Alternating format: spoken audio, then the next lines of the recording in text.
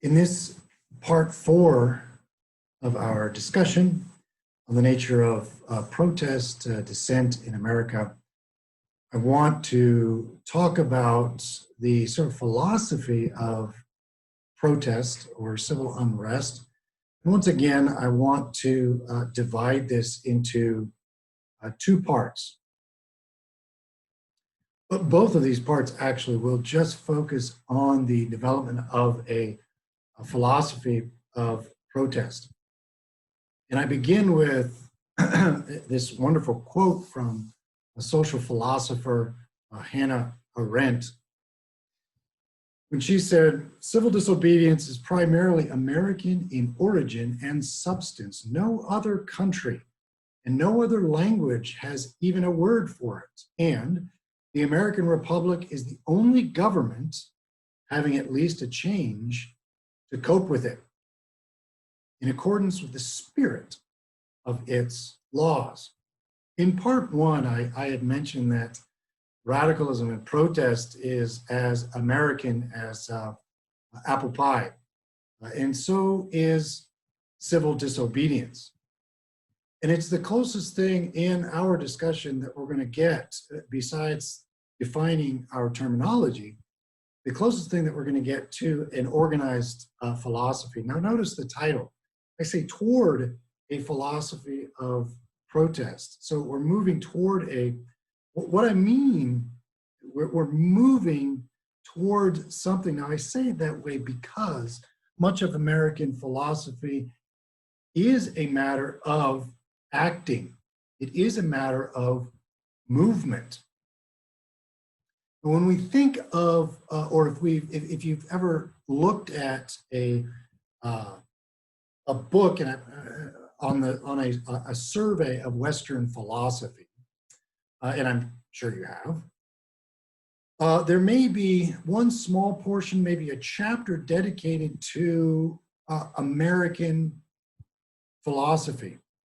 And for the most part, American religion and philosophy and politics has always looked at events on the continent in terms, at least in terms of the origin of a philosophy, a religion, or a politics. They've looked at the past, they've looked at ancient Greece and Rome, the events happening in Europe in the 18th century and, of course, 19th century.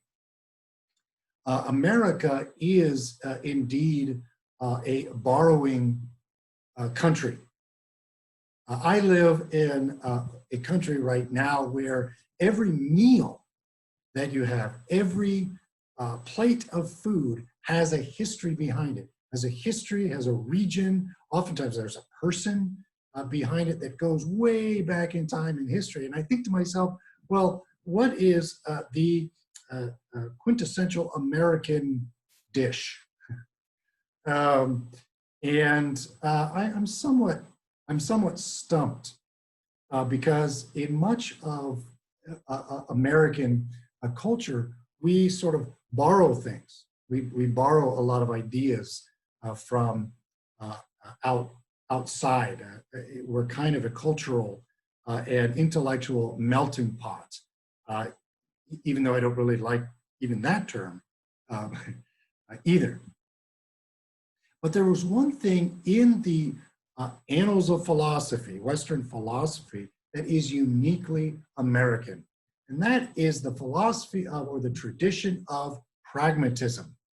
The philosophy of pragmatism. Now, part of pragmatism, and this is a philosophy that is articulated by people like Charles Peirce, William James, in modern age, Richard Rorty.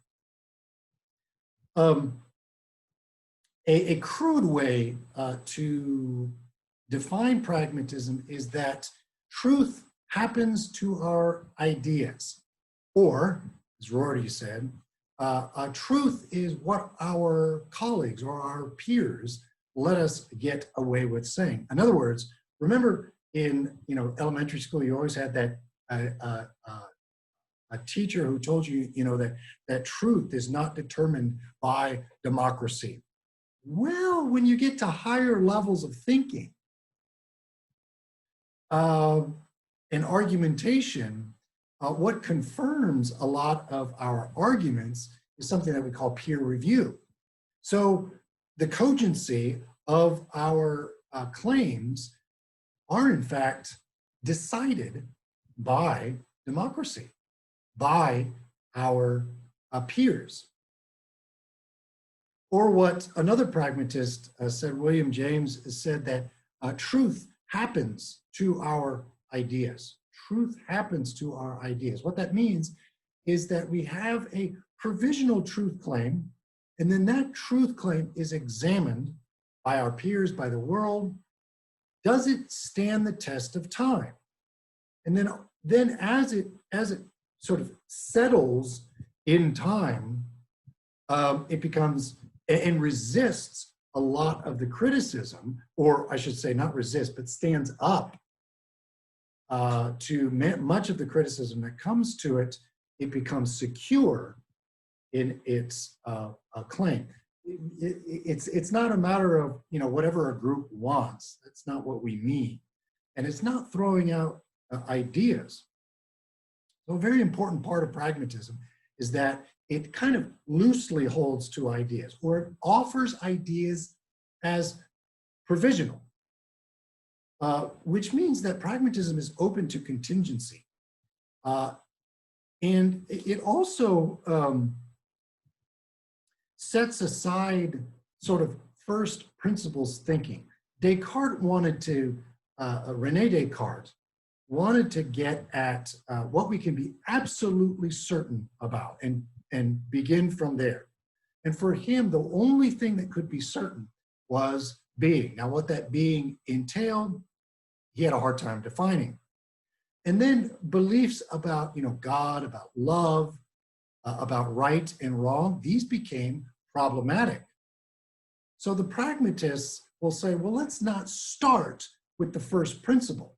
Let's actually just start with an idea that we believe in strongly and then see how it works out, or see how it is sharpened as it sort of takes on a life of its own. And that's what we mean by, when we talk about pragmatism, that is, we look for the practical consequences of our ideas. How do our ideas work? Another important contribution of American pragmatism is that it allows ideas to follow from, or to ideas to come after practices.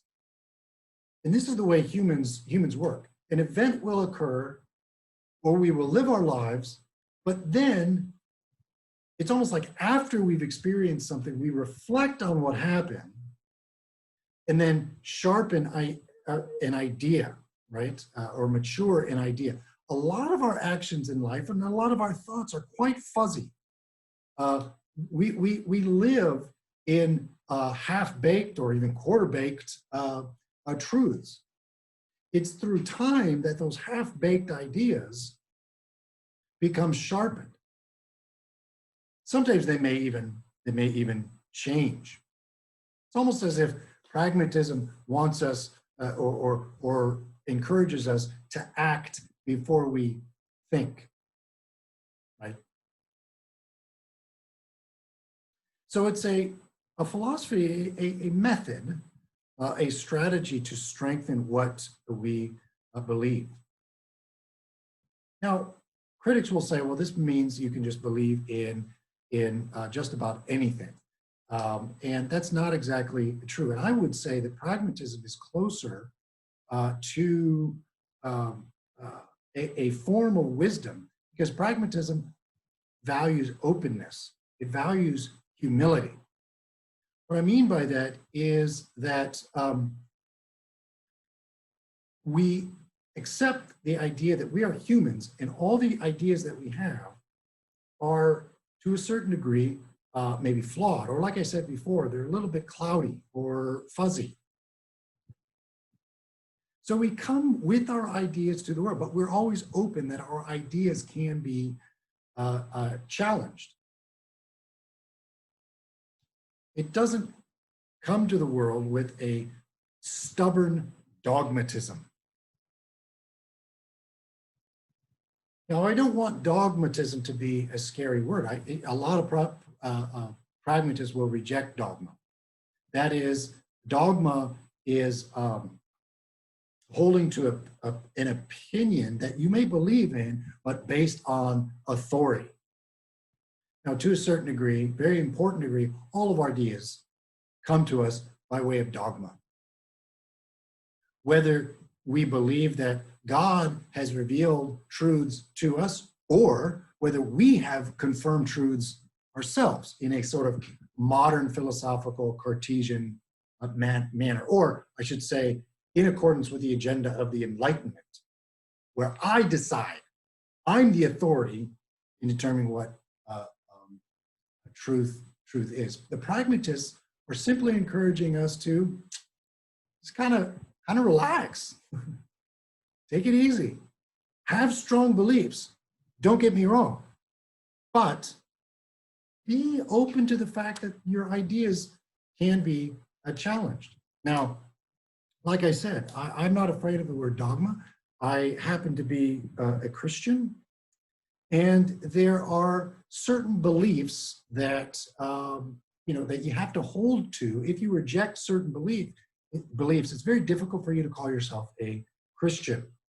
So, for instance, I believe in the Trinity, the idea that there is one God in three persons, Father, the Son, and the Holy Spirit.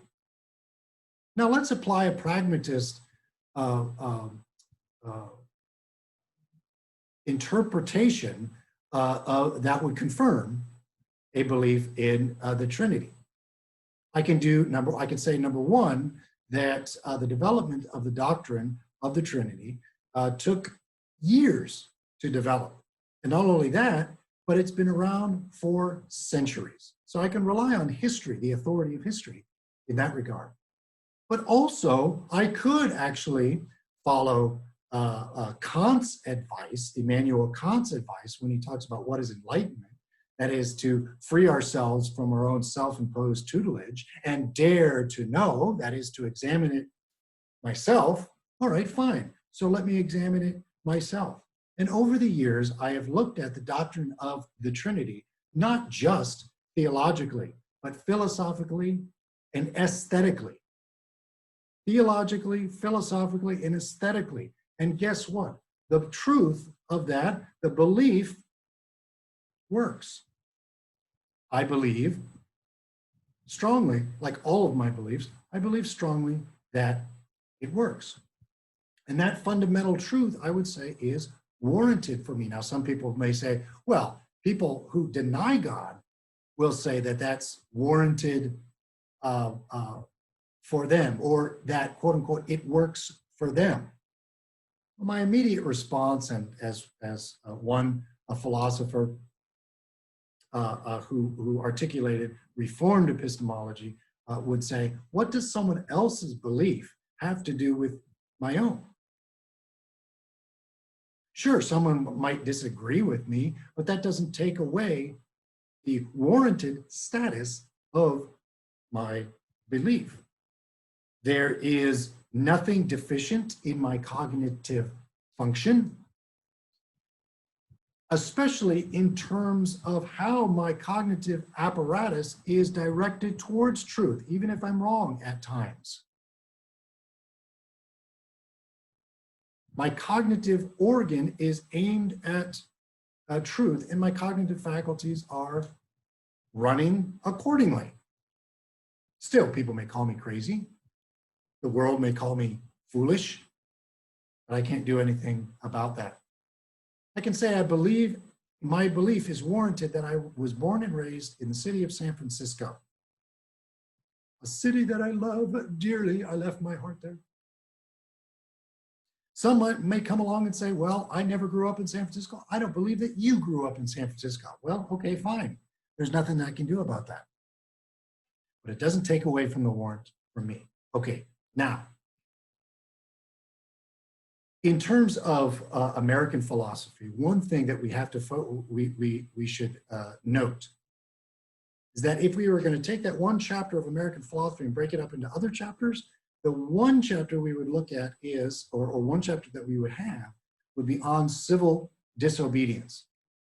And civil disobedience is a perfect example of action that was taken prior to the development of a philosophy. You can almost go so far as to say that civil disobedience is a philosophy in motion. It's an active philosophy, and it's fundamentally American. Henry David Thoreau, the great transcendentalist, and I've mentioned him before. He traveled among a group of transcendentalists, and transcendentalists would be another chapter in American philosophy. But the transcendentalists really resisted a systematic philosophy. They're writing in the 19th century, and to me, they're a lot more like impressionist artists. They just hit us right at the core, right at our center. Thoreau, Orestes Brownson, and then of course we should mention Margaret Fuller, and of course Ralph Waldo Emerson.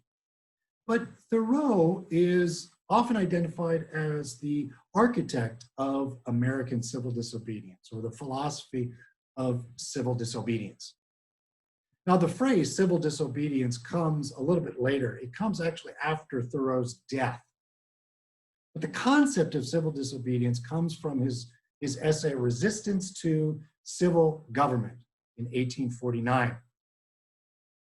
Now, this essay was inspired from his hostility and much of America's hostility over the Mexican-American War. Mexico in the early 19th century had gained its independence from Spain. And America, still a very young republic, took advantage of the opportunity and flooded the area that is known now as Texas in the 1830s. And this was the time of the Alamo,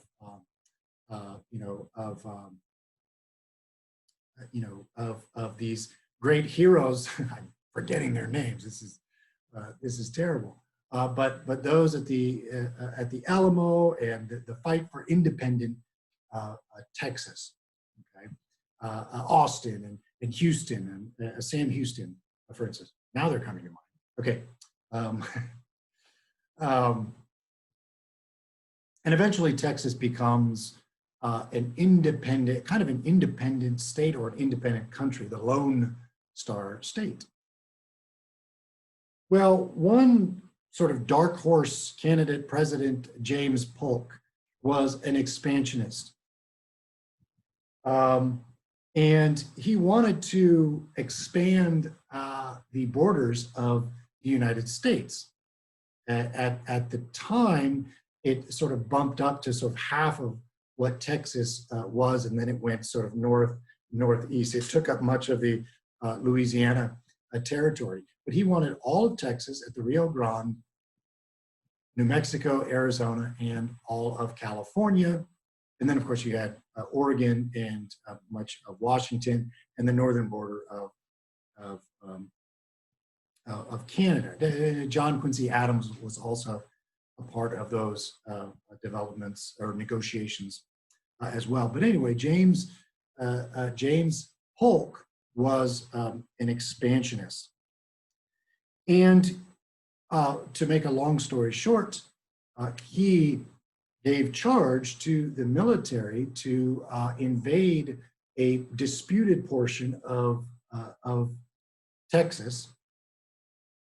And he came up with an excuse that Americans had been attacked by the Mexicans to initiate and get Congress to pass a full-scale war against Mexico. Well, this was one of the first wars. All wars have divided Americans, even the American Revolution, right? There were loyalists, there were patriots. The War of 1812 divided Americans. The Federalists and the Democrats, divided. But there was a very deep divide over the Mexican War, because James Polk was saying, look, we're trying to protect America from an invading force, Mexico.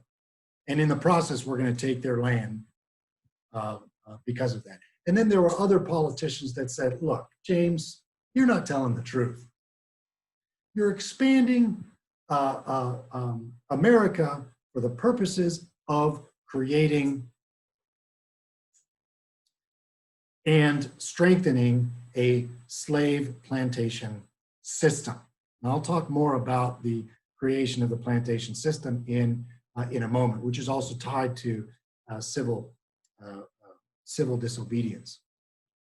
In fact, when the war broke out, a very young freshman congressman from Illinois, his name was Abraham Lincoln. I don't know if you've heard of that name. He's a forgotten guy in history. Who cares about him? Anyway, but Abraham Lincoln actually sent a resolution to James Polk saying, would you please tell us the exact spot where Mexico attacked us so that we can get a better idea of what's going on. This became known as the Spot Resolution. Americans didn't play around with names back in the day. They got right to the point. Anyway, a lot of politicians believe that this was simply motivated by the slave interest. And so Henry David Thoreau was upset. He was angered by what was happening here. And he wrote this essay called Resistance to Civil Government, which then allowed him to articulate, the difference between just and unjust laws, and at what point Americans can disobey a law. And there's just two parts that I want to mention of this essay. The first is the difference between an unjust law and a just law. Thoreau says, if an unjust law is of such a nature that it requires you to be an agent of injustice to another, then I say, break the law. Let your life be a counter-friction to stop the machine. I've used this quote before, but this is where it comes from, right? So the first thing is that an unjust law is a law that requires you to be an agent of injustice to another. An injustice, to do an injustice to another. Now, one thing you have to keep note of, and I think a lot of people who are interested in hearing what I'm saying, is that there is a difference between law and morality. I remember interacting with someone who at one point called me her friend. She was a CFO of a corporation. It was actually an institution of higher education, but it really wasn't an institution of education. It was just a sort of a corporation.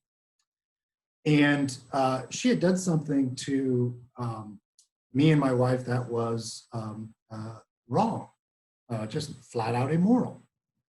And I asked her, I said, why would you do this? And her response to me was, I haven't done anything illegal. And of course, my response was, well, you don't confuse legality with morality.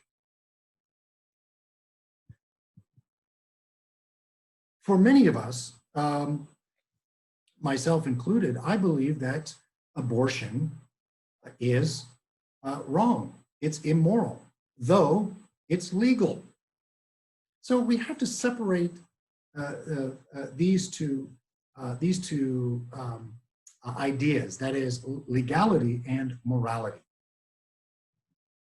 The second quote that I'll mention to you is, and it tells us a little bit about a civil resistance, civil disobedience. Under a government that imprisons any unjustly, the true place for a just man is prison. What Thoreau is saying is that the one who is committed to civil disobedience And we have to mention that Thoreau wants to say that we're not disobeying just to disobey because it's cool or because everybody else is doing it. Rather, we do it because of principle. We believe strongly in our principles and we're going to act on those principles, whatever society says. And Ralph Waldo Emerson says this in many of his essays, but particularly his essay on self-reliance. Much of that is that essay on self-reliance by Emerson is one of holding to your principles regardless of peer pressure, regardless what other people say about you. And that's hard to do. As I've said before, when you are in a crowd or in a mob, it's hard for you to let your principles pierce through. You can be easily manipulated by the mob or a mall. And that's what Emerson means. One of the things that he's getting at in self-reliance. Hold to your principles. Believe in your principles, regardless of whether no one believes in what you have to say or if everyone believes in what you have to say. And this is very important during our time of protest. Those people who are involved in protest, are you doing it out of a sense of principle? Or are you doing it because you're getting a lot of press?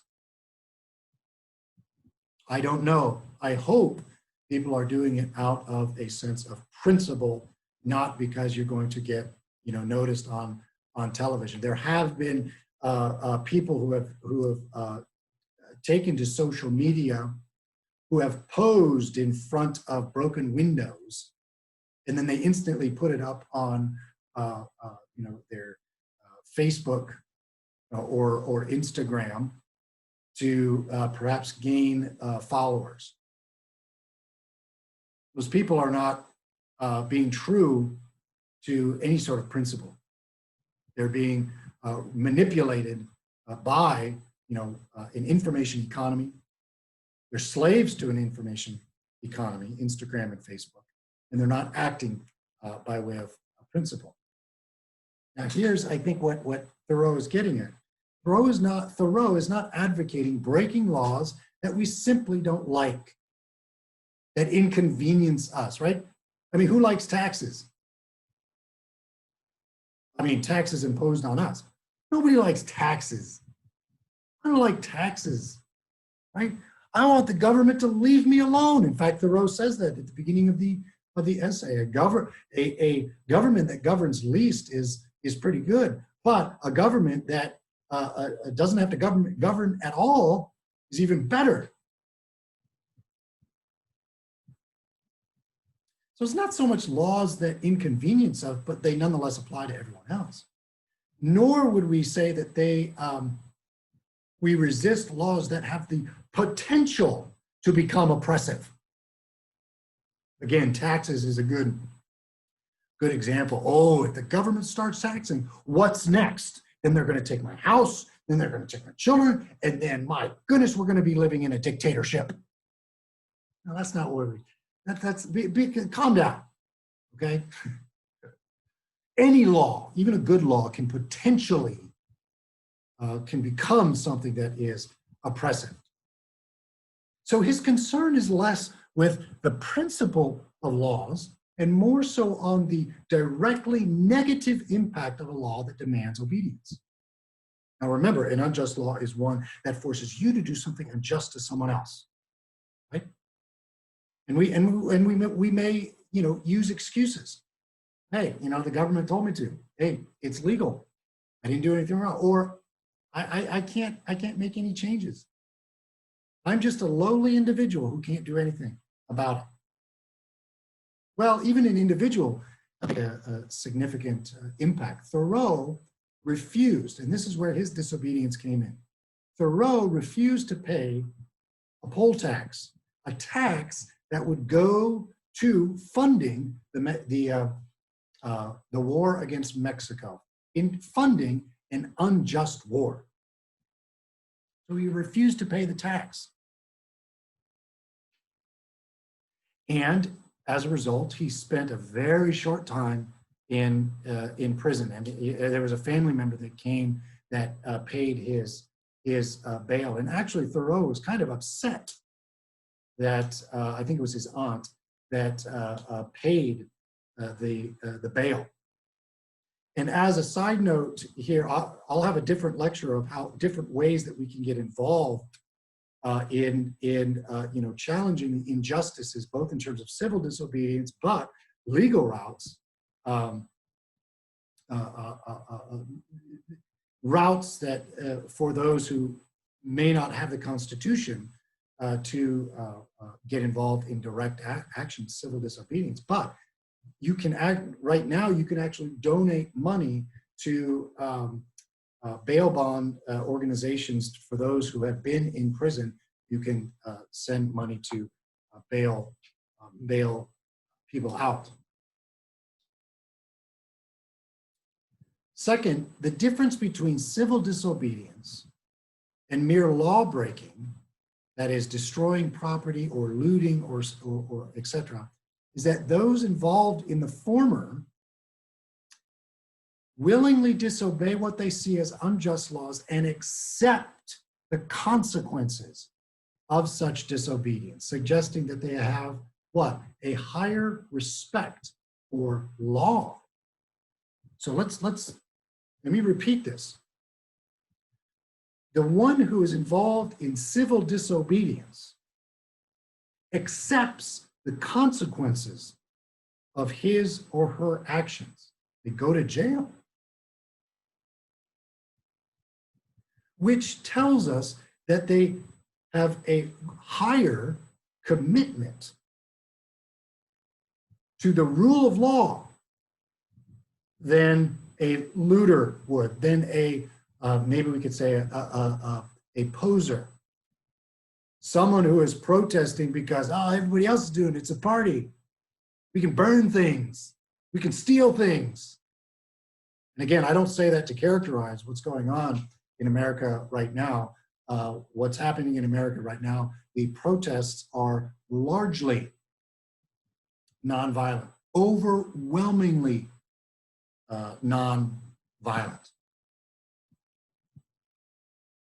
So the one who is involved in civil disobedience has a higher commitment to the law, right? And we could see actually this civil disobedience tradition among early anti-slavery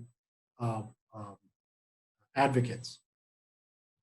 Now let me offer you some examples of civil disobedience. The one example comes prior to Thoreau's articulation. So this is where practice, action then determines an idea or a philosophy. And then the second example that I will give is civil disobedience that draws on the philosophy or is emboldened by the philosophy. Civil disobedience in America, and remember, civil disobedience is an American phenomenon.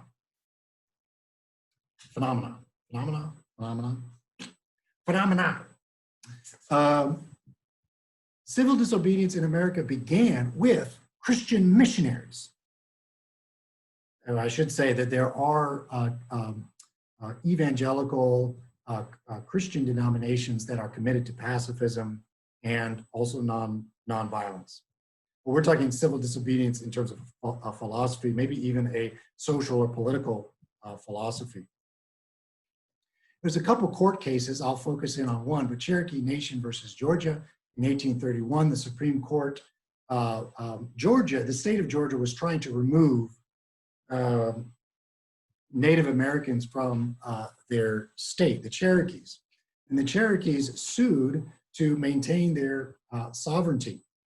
The Supreme Court said that procedurally, Georgia trying to remove the Cherokees was unconstitutional because Native Americans were wards of the federal government. So the federal government had a responsibility to Native Americans. May not, it's kind of like not so much a Pyrrhic victory, but it's not one where we're going to start breaking out the champagne and yay, Supreme Court defended the rights of Native Americans.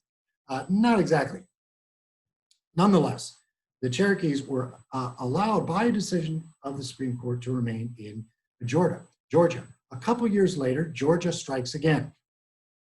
In the Supreme Court case, Worcester versus Georgia, Samuel Worcester was a missionary to the Cherokees in Georgia. He preached, he taught, he translated scripture and doctrines. He and other missionaries actually encouraged the Cherokees to defy another state law that sought to eliminate the legal sovereignty of Cherokee governance. And so Worcester directly disobeyed a law or statute of the Georgia state legislature. Worcester and several other missionaries were required to get state approval and to take an oath of allegiance to Georgia. But they knew that if they did that, the Cherokees would be removed, and they would be recognizing the authority of the state of Georgia. In other words, if they took an oath of allegiance and then they defied the law in Georgia, they could be tried for sedition. Well, he defied the law. He encouraged Native Americans, Cherokees, other Americans, to defy the law, and he was sentenced to 4 years hard labor.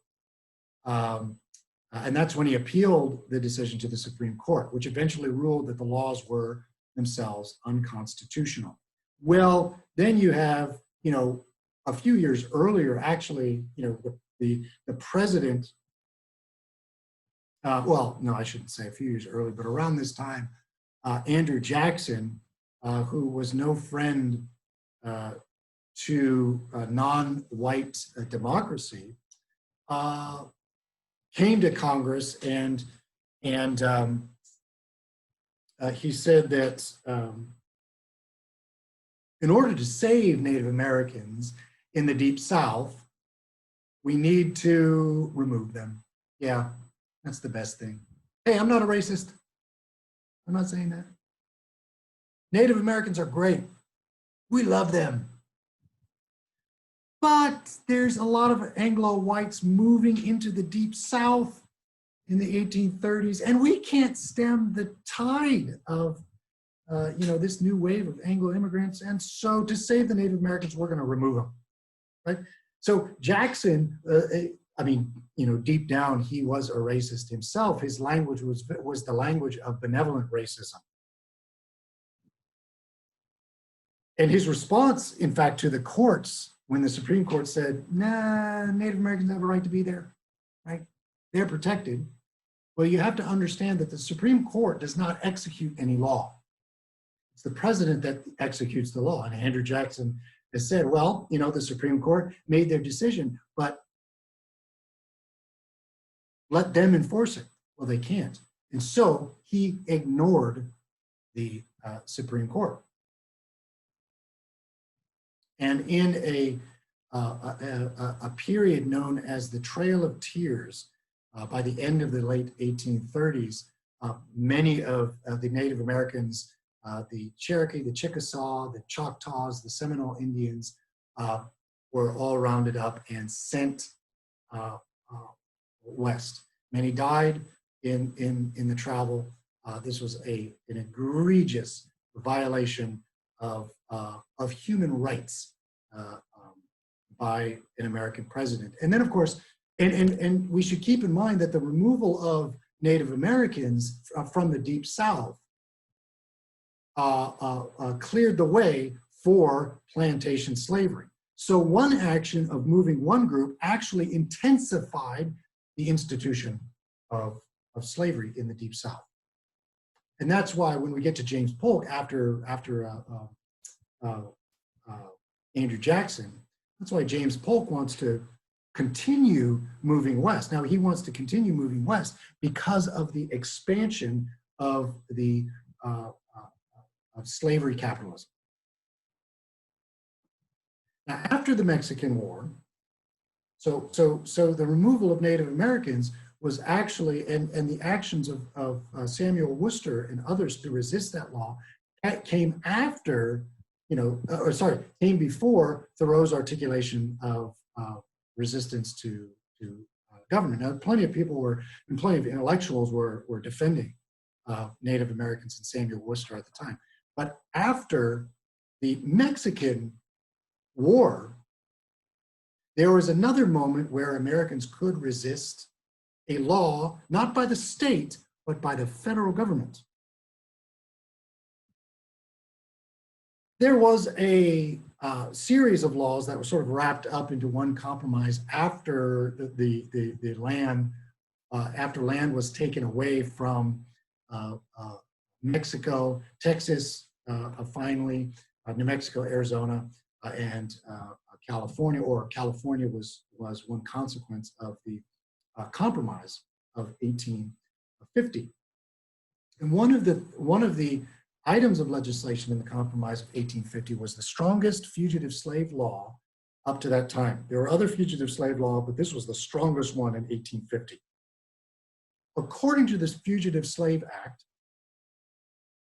any runaway slave and any must be returned to its owner. I mean, this is a direct violation of the Bible, the directives of the Bible.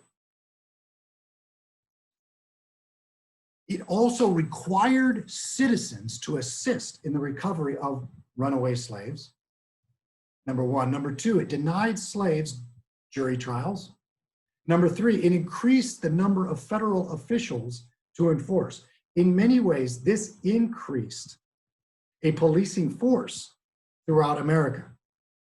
Many, even free blacks, never dropped a toe in the South.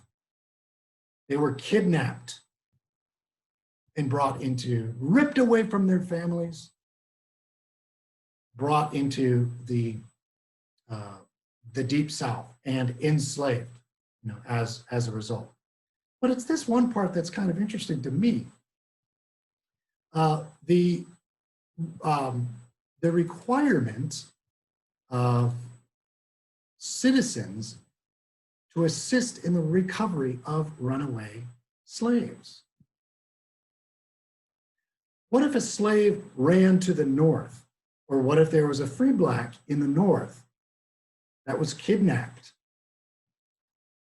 Northern citizens were required by the federal government to obey this law.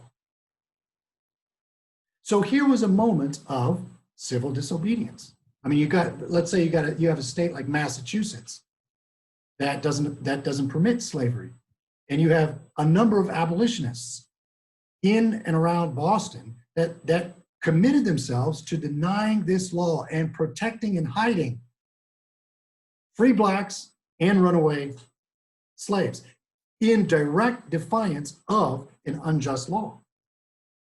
It also raises the question, and I always love to bring this up. There are those that believe that the Civil War had nothing to do with slavery. It wasn't about slavery, or slavery was only secondary. It was all about states' rights. Whenever I hear that, I immediately say, well, what do you think about the Fugitive Slave Law of 1850?